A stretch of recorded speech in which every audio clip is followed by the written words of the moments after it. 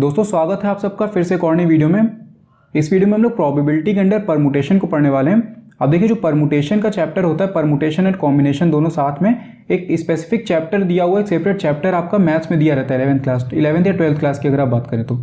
लेकिन प्रोबेबिलिटी जो होती है इसमें भी हम लोग परमुटेशन एंड कॉम्बिनेशन का कुछ यूज़ करते हैं हल्का फुल्का, तो इसलिए हमको बेसिक जो रूल्स होते हैं ये पता होना ज़रूरी है परमुटेशन और कॉम्बिनेशन दोनों के। तो इस वीडियो में हम लोग परमुटेशन को पढ़ेंगे और नेक्स्ट वाली जो वीडियो होगी उसमें हम लोग कॉम्बिनेशन की बात करेंगे।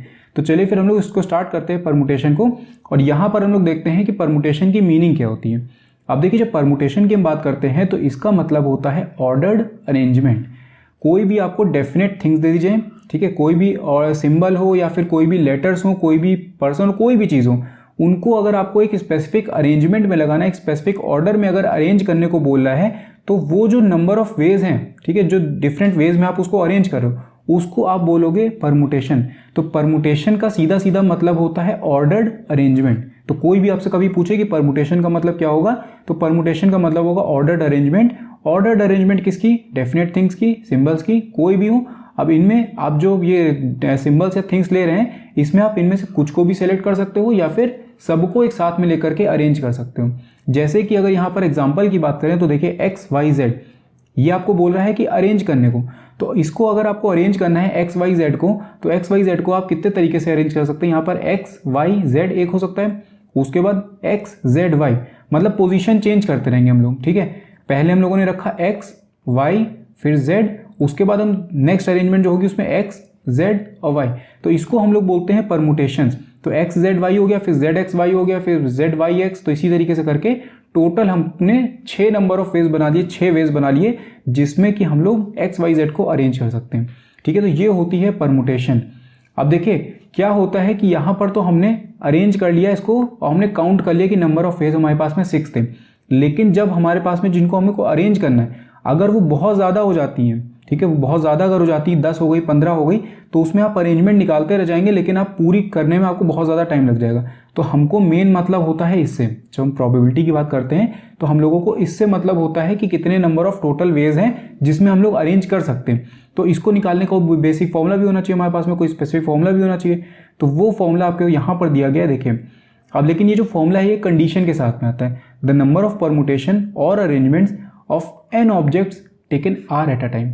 अगर आपको n ऑब्जेक्ट्स को अरेंज करना है और उनमें से n ऑब्जेक्ट्स में से आप r को ही एट अ टाइम ले रहे हैं, मतलब सपोज आपके पास में 5 ऑब्जेक्ट्स हैं, ठीक है, 5 लेटर्स हैं, उन 5 लेटर्स में को आपको अरेंज करना है और 5 में से आपको एक टाइम पे से 3 ही लेटर को अरेंज करना है, ठीक है। सपोज आपके पास में A B C D E, ये 5 लेटर्स हैं आपके पास में। इन 5 लेटर्स में से मैंने कहा कि आपको ये 3 पोजीशन फिल करनी है, तो आप 5 लेटर्स में से 3 पोजीशन को आप फिल करेंगे। तो आप पहली जगह पे A B C D E को रख सकते हैं। नेक्स्ट आप अब R एट अ टाइम रख रहे हैं तो 3 ही पोजीशन होंगी, ठीक है। हम यहाँ पे 5 को अरेंज नहीं कर रहे, हम यहाँ पे सिर्फ 3 को अरेंज कर रहे हैं। तो सपोज हमने पहली वाली पोजीशन पे A को बैठा दिया, तो अब अगर A हमारा पहले आ गया तो दूसरी जगह पे A नहीं आएगा, तो यहाँ पर B C D और E आ जाएगा। तो इसमें से मान लीजिए हम लोगों ने B को अरेंज कर दिया, फिर यहाँ पर C D और E आ जाएगा। तो यहाँ पर हमारे पास में 3 ऑप्शन होंगे, तो C D E, तो इसमें से मान लीजिए हम लोग C को अरेंज कर लेते हैं। इसी तरीके से आप हो सकता है पहली पोजीशन पे B को बैठा दीजिए, नेक्स्ट पोजीशन पे फिर A को बैठा दीजिए। तो ये होता है हमारा n objects taken R eight a time. तो इसका फॉर्मूला जो बनता है वो होता है NPR, सिंपल सा फॉर्मूला, कोई कन्फ्यूजन की बात नहीं इसमें, NPR। तो यहाँ पर आपका डायरेक्ट आंसर निकल करके आएगा, देखिए ये NPR का मतलब होता है n factorial divided by n minus r factorial, ठीक है। n फैक्टोरियल का मतलब होगा, जैसे अगर n फैक्टोरियल लिखा है तो इसका मतलब होता है n multiplied by n minus 1 multiplied by n minus 2 multiplied by n minus 3, और ये चलता जाता है, कंटिन्यू होता जाता है आगे तक। अब सपोज आपके पास में यहाँ पर लिखा हुआ है 5 फैक्टोरियल, तो 5 फैक्टोरियल का मतलब होगा 5 मल्टीप्लाइड बाई 5 माइनस 1 यानी कि 4 मल्टीप्लाइड बाई 5 माइनस 2, ठीक है, 5 माइनस 2 यानी कि 3 मल्टीप्लाइड बाई 2 मल्टीप्लाइड बाई 1। तो ये 5 फैक्टोरियल का मतलब हुआ 5 इंटू 4 इंटू 3 इंटू 2 इंटू 1। यहीं पर अगर 3 फैक्टोरियल होता तो 3 फैक्टोरियल का मतलब होता 3 इंटू 2 इंटू 1। 6 फैक्टोरियल होता तो 6 फैक्टोरियल का मतलब होता 6 into 5 into 4 into 3 into 2 into 1, ठीक है। तो इस तरीके से फैक्टोरियल हमारा काम करता है। तो अगर आपको n ऑब्जेक्ट्स को अरेंज करना है, उन n ऑब्जेक्ट्स में से सिर्फ आप r को एट अ टाइम ले रहे हैं, तो फॉर्मूला हो जाएगा NPR। NPR का मतलब होता है n factorial divided by n minus r factorial. अब हम लोग ये देखते हैं कि कुछ केसेस जो होते हैं, अलग अलग केसेस में जो परमुटेशन का फॉर्मूला होता है वो थोड़ा सा चेंज हो जाता है, तो उन केसेस को हम लोग पढ़ लेते हैं अब। तो यहाँ पर अगर आप पहला केस देखेंगे तो पहले केस में क्या बोला, the number of permutation of n objects taken r at a time, जो अभी हम लोगों ने देखा वो आर एट अ टाइम। अब यहाँ पर जो कंडीशन है, इस कंडीशन के अंदर भी दो केसेस हैं। ये वाला जो फर्स्ट केस है, इस फर्स्ट केस के अंदर भी दो केसेस है। पहला केस देखिए ये है, if selection is without replacement. Without replacement आप बोलिए, या फिर रिप्लेसमेंट की जगह पे आप रिपीटिशन वर्ड भी यूज़ कर सकते हैं, ठीक है, रिपीटिशन वर्ड भी आप यहाँ पर यूज़ कर सकते हैं। तो विदाउट रिप्लेसमेंट या फिर विदाउट रिपीटिशन। तो अगर इस तरीके का केस होगा तो आपका वही बेसिक फॉर्मूला होगा NPR is equals to n factorial divided by n minus r factorial. तो इसका एक क्वेश्चन हम लोग देख लेते हैं। यहाँ पर देखिए, there are 5 balls in a bag, in how many ways 3 balls can be drawn 1 by 1 without replacement. अब देखिए यहाँ पर क्वेश्चन आपसे बोल रहा है कि आपके पास में एक बैग है, उसके अंदर में 5 बॉल्स हैं। तो 5 बॉल्स को चलिए हम लोग नंबरिंग कर देते हैं। तो पहली बॉल का नंबर हमने दे दिया 1, दूसरी बॉल पे नंबर दे दिया 2, तीसरी बॉल पे हमने नंबर दे दिया 3, चौथी बॉल पे हमने नंबर दे दिया 4 और पांचवी बॉल पे हमने नंबर दे दी 5। तो ये 5 बॉल्स हमारे पास में इस बैग के अंदर में है। अब यहाँ पर हमसे कह रहा है कि हमने 3 बॉल्स को निकाला है, ठीक है, 3 बॉल्स को हम लोग यहाँ पर निकाल रहे हैं। तो यहाँ पर हमको 3 बॉल्स को ड्रॉ करना है 1 by 1 without replacement. Without replacement का मतलब है जब आप बॉल को निकालेंगे तो अब आप उस बॉल को वापस से बैग में नहीं डालेंगे। तो देखिए, पहली बॉल जब आप निकाल रहे हैं तो पहली बॉल निकालने के लिए आपके पास में बैग में कितनी बॉल्स हैं, 5 बॉल्स हैं। तो यानी कि 5 में से आप किसी को भी सेलेक्ट कर सकते हैं। तो यहाँ पर आपके पास में नंबर ऑफ वेज कितने होंगे, 5 होंगे, ठीक है, नंबर ऑफ वेज टोटल 5 हो जाएंगे। उसके बाद जब आप पहली बॉल को आपने निकाल लिया तो इस बॉल को आपने अपने पास ही रख लिया, आपने इसको रिप्लेस नहीं किया, तभी ये विदाउट रिप्लेसमेंट वाला केस है। तो यहाँ पर आपने पहली बॉल के लिए 5 केसेस हैं। नेक्स्ट, अगर हम बात करें जब दूसरी बार आप बॉल निकालें तो दूसरी बार पहली बॉल आपने निकाल के रख ली थी, तो अब आपके पास में कितनी बॉल बची, 4 है। तो नंबर ऑफ वेज कितने होंगे, आप 4 बॉल्स में से ही तो सेलेक्ट कर सकते हैं। पहली बार आपके पास में 5 ऑप्शन थे, दूसरी बार में आपके पास में 4 ऑप्शन है। अब जब दूसरी बार भी आप निकाल के अपने पास में रख लेंगे बॉल को, तो तीसरी बार जब आप निकालें तो आपके पास में 3 केसेस होंगे। तो यहाँ पर जो टोटल नंबर ऑफ वेज होंगे वो हो जाएगा 5 × 4 × 3, ठीक है। तो ये हमारा निकल कर गया 5 4 20 23 60। तो ये तो देखिए हमने इससे निकाला है, हम लोग डायरेक्ट फॉर्मूले से भी कर सकते हैं इसको। तो फॉर्मूले से कैसे होगा, तो n हमारे पास में कितना था 5 और r हम लोग कितनी बॉल सेलेक्ट कर रहे थे 3।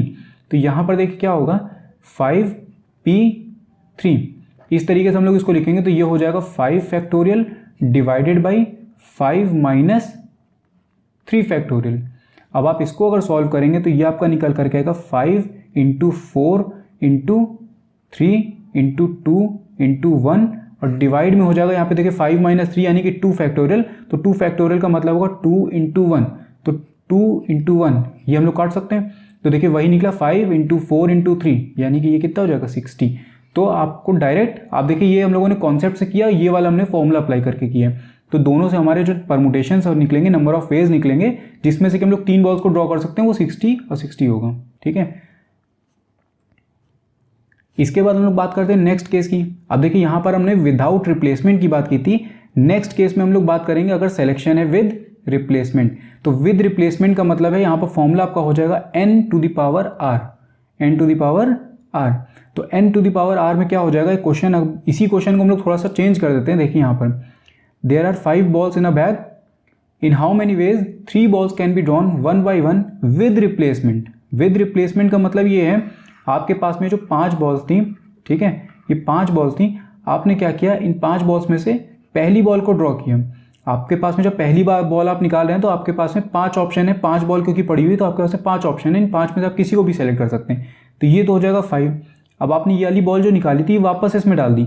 तो ऊपर वाले केस में हमने अपने पास में रख ली थी, इसलिए सेकंड केस में जब सेकंड बॉल हम निकाले तो हमारे पास में 4 ही बॉल थी, लेकिन यहाँ पर हमने वापस से रिप्लेस कर दिया है क्योंकि विद रिप्लेसमेंट वाला केस है। तो इस बार टोटल नंबर ऑफ बॉल्स हमारे सेकंड रो में भी क्या है, 5 है। उसके बाद तीसरी बार जब आप निकाल रहे हैं इसमें से, तो तीसरी बार भी आपके पास में कितनी बॉल्स हैं, 5 ही, क्योंकि दूसरी बॉल भी आपने निकाल करके वापस से डाल दी थी। तो यहाँ पर भी आपके पास में 5 हो जाएगा। तो 5 5 25 25 5 125। तो 125 वेज होंगे अगर विद रिप्लेसमेंट का केस होता है, मतलब हम लोग बॉल निकाल रहे हैं और उसको वापस से डाल दे रहे हैं। तो यहाँ पर डायरेक्ट फॉर्मूला हमको दिया हुआ है, तो ये हो जाएगा 5 यानी कि n to the power r, तो ये हो जाएगा 5 टू द पावर 3, तो यानी कि 5 इंटू 5 इंटू 5, तो वही 125 का केस निकलेगा। तो ये जो फर्स्ट कंडीशन थी इसमें हमने ये देखा कि n ऑब्जेक्ट्स को अगर हमें अरेंज करना है और उसमें से r एट अ टाइम ही हम लोग ले रहे हैं, तो इसके अंदर दो कंडीशन आती है। अगर विदाउट रिप्लेसमेंट की बात होगी तो विदाउट रिप्लेसमेंट में फॉर्मूला हो जाएगा NPR is equals to n factorial divided by n minus r factorial, वही बेसिक वाला। और अगर विद रिप्लेसमेंट की बात हो रही है तो विद रिप्लेसमेंट के केस में n raise to the power r। Simple सा फॉर्मूला है, बहुत ज़्यादा डीप में आपको नहीं जाना है क्योंकि हमको सिर्फ प्रोबेबिलिटी के पॉइंट ऑफ व्यू से हम लोग इसको पढ़ रहे हैं। नेक्स्ट केस की बात अगर हम लोग करें तो नेक्स्ट केस में क्या हो जाता है, यहाँ पर आपको दिया number of permutation of n objects taking all at a time. वहाँ पर हम लोग फर्स्ट केस में taken r eight a time था, यहाँ सेकंड केस में taken all at a time. तो ऑल एट अ टाइम इस केस में भी दो केसेस आएंगे, मतलब पहले केस में हमने दो केसेस को पढ़ा था, दूसरे केस में भी हम लोग दो केसेस को पढ़ेंगे। यहाँ पर आपका ए केस जो होगा, मतलब पहला केस जो होगा वही when there is no repetition या फिर नो रिप्लेसमेंट। तो यहाँ पर फॉर्मूला आपका हो जाएगा, जैसे वहाँ पर हम लोग r एट टाइम लेते थे तो होता था NPR, यहाँ पर क्या हो जाएगा, जब आप सबको ले रहे हो तो वहाँ पर फॉर्मूला आपका हो जाएगा NPN। ठीक है, वहाँ पर आपका यहाँ पर फॉर्मूला हो जाएगा NPN। तो जब आप सबको ले रहे हो taking all at a time तो आपका फॉर्मूला हो गया ये, और इसका मतलब होगा n फैक्टोरियल। अब देखिए यहाँ पर इसका फॉर्मूला वही निकल के आएगा, क्योंकि क्या होता है NPR, जब आप इसको सॉल्व करते हो तो फॉर्मूला होता है n factorial divided by n minus r factorial. ठीक है, ये हमारा फॉर्मूला होता है इसका। अब यहाँ पर NPN है तो r की जगह पे अगर आपने n को लिखा हुआ है, देखिए यहाँ पर r की जगह पे आपने n को लिखा हुआ है, तो यहाँ पे क्या हो जाएगा, ये हो जाएगा n factorial divided by n minus n, यानी कि n माइनस n जब आप करेंगे तो इसका मतलब होगा 0 फैक्टोरियल। तो 0 फैक्टोरियल की जो वैल्यू होती है, हमेशा ध्यान रखिएगा 0 factorial is always equals to 1। तो 0 फैक्टोरियल का मतलब होता है 1। तो कभी भी ये नहीं करेगा कि 0 फैक्टोरियल का आपने 0 लिख दिया, तो 0 फैक्टोरियल की वैल्यू होती है 1, तो ये आपका निकल करेगा n फैक्टोरियल डिवाइडेड बाई 1, तो इसका मतलब होगा n फैक्टोरियल। तो जब भी हमको n ऑब्जेक्ट्स को अरेंज करना है, अगर हम सबको लेकर के अरेंज कर रहे हैं और वहाँ पर कोई रिपीटेशन नहीं हो रहा है, when there is no repetition या फिर नो रिप्लेसमेंट, तो वहाँ पर हमारा फॉर्मूला हो जाएगा NPN, या फिर आप डायरेक्ट इसको लिख सकते हैं n फैक्टोरियल। तो इसका भी हम लोग एक क्वेश्चन देख लेते हैं। तो यहाँ पे क्वेश्चन देखिए क्या दिया हुआ है, इन ये how many different words can be formed out of the letters of the word park. Park word से हम लोग कितने लेटर जो वर्ड्स हैं वो फॉर्म कर सकते हैं। तो यहाँ पर देखिए टोटल नंबर ऑफ लेटर्स आपके पास में कितने हैं, 4 हैं। तो इसका आंसर जो होगा वो डायरेक्टली क्या हो जाएगा, 4 फैक्टोरियल, यानी कि 4 इंटू 3 इंटू 2 इंटू 1, तो यानी कि हो जाएगा 4 3 12, 12 2 24। तो 24 वेज से हम लोग 24 वर्ड्स हम लोग इससे बना सकते हैं, इस पार्क वर्ड से। और इसको अगर आप कॉन्सेप्ट वाइज करें तो देखिए क्या होगा, आपके पास में taking all at a time है, तो यहाँ पर 4 पोजीशन आपको फिल करनी है। तो पहली पोजीशन पे तो आप 4 लेटर्स को रख सकते हैं, क्योंकि यहाँ पे कोई रिपीटिशन नहीं हो रहा है, तो इसीलिए पहली पोजीशन पे अगर आपने 4 लेटर्स में से आप कोई भी रख रहे हो तो यहाँ पर आपकी एक पोजीशन तो चली गई। ठीक है, मतलब एक जो अल्फ़ाबेट यहाँ पर आ गया वो यहाँ थोड़ी आएगा। तो सेकंड पोजीशन जब आप भरेंगे तो आपके पास में 3 ही लेटर्स बचेंगे।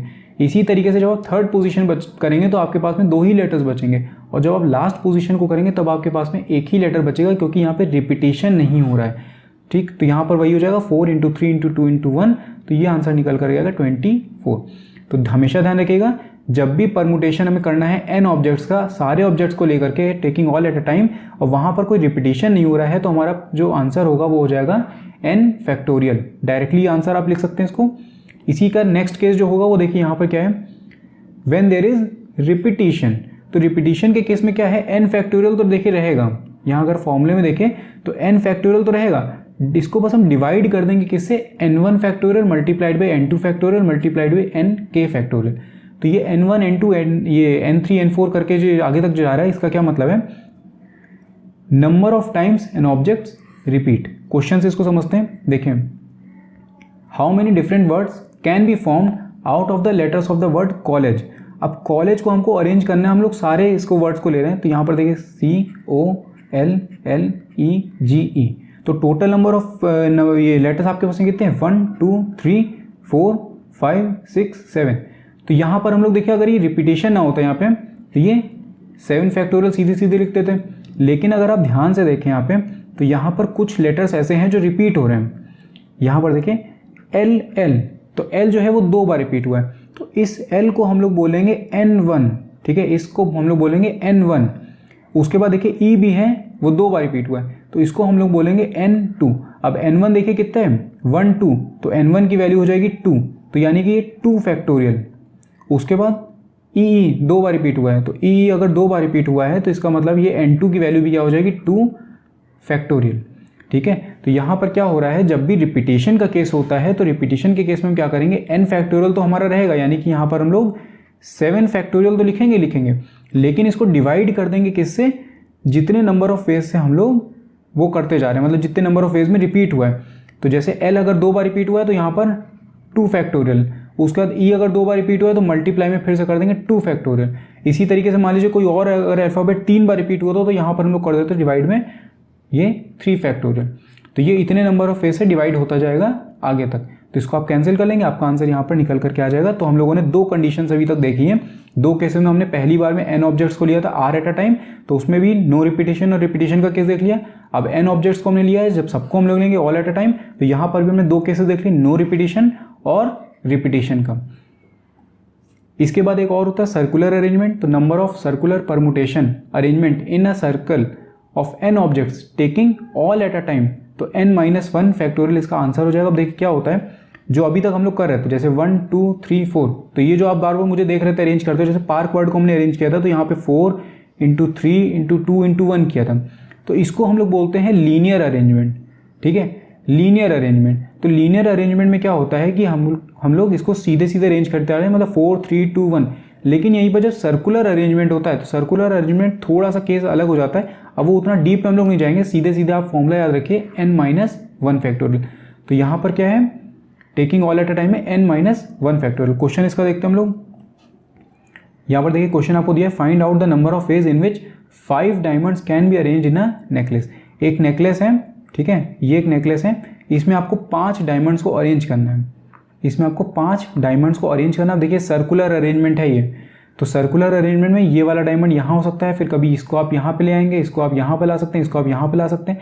तो ये कितने नंबर ऑफ फेज होंगे, तो सीधे सीधे आपको आंसर लिखना है यहाँ पे 5-1 फैक्टोरियल, तो इसका हो जाएगा 4 फैक्टोरियल। तो 4 फैक्टोरियल का आंसर आपको पता है 24। ठीक है, इस तरीके से हम लोग सर्कुलर वाले क्वेश्चन को करेंगे। और इसके बाद में लास्ट केसेस में ये आ जाते हैं हमारे पास में, जब number of permutation of n objects taken r at a time in which a particular object is not included at all। तो अब आपको n ऑब्जेक्ट्स को अरेंज करना है जिसमें कि आप r at a time ले रहे हो, लेकिन इसमें क्या है कि एक जो ऑब्जेक्ट है उस ऑब्जेक्ट को आप कभी इंक्लूड करोगे ही नहीं अपने अरेंजमेंट्स में। तो उसमें फॉर्मूला होता है n-1 PR। ठीक है, n-1 PR। तो अब आप इसको सॉल्व करेंगे तो ये हो जाएगा n-1 factorial divided by n-1 r factorial. उसी तरीके से number of permutation of n objects taken r at a time in which a particular object is always included। तो always included वाले केस में क्या हो जाएगा, r multiplied by n-1 p r-1। तो यहाँ पर हो जाएगा n-1, यहाँ पर हो जाएगा r-1। इसको आप ओपन करेंगे तो हो जाएगा r multiplied by n-1 factorial divided by n-r factorial. अब इन कंडीशंस में क्वेश्चन बहुत रेयर है कि आपसे पूछा जाए, जो मेन आपसे क्वेश्चन आते हैं वो इसी कंडीशन के हिसाब से आते हैं। सर्कुलर हो गया, या फिर आपसे n objects taken r eight a time with repetition without repetition, तो इस पर आपसे क्वेश्चन पूछा जाता है ज़्यादातर। तो ये हम लोगों ने परमुटेशन के कर लिए। बहुत ज़्यादा क्वेश्चन हम लोगों ने इसमें नहीं देखे हैं और बहुत ज़्यादा इनडेप्थ भी हम लोगों ने परमुटेशन को डिस्कस नहीं किया। जितना रेलेवेंट है प्रोबेबिलिटी के पॉइंट ऑफ व्यू से उतना ही हम लोगों ने इसमें डिस्कस किया है। कोई भी तरीके का डाउट हो आप कमेंट करके मुझसे पूछ सकते हैं। बाकी अगर वीडियो पसंद आया हो तो इसको लाइक करना मत भूलिएगा और चैनल को सब्सक्राइब कर दीजिएगा, क्योंकि नेक्स्ट वीडियो जो होगी वो कॉम्बिनेशन के ऊपर है। तो परमुटेशन हमने कंप्लीट कर लिया ऑलरेडी और कॉम्बिनेशन हम लोग नेक्स्ट वीडियो में करेंगे। तो मैं मिलता हूँ फिर आपसे नेक्स्ट वीडियो में। Thank you.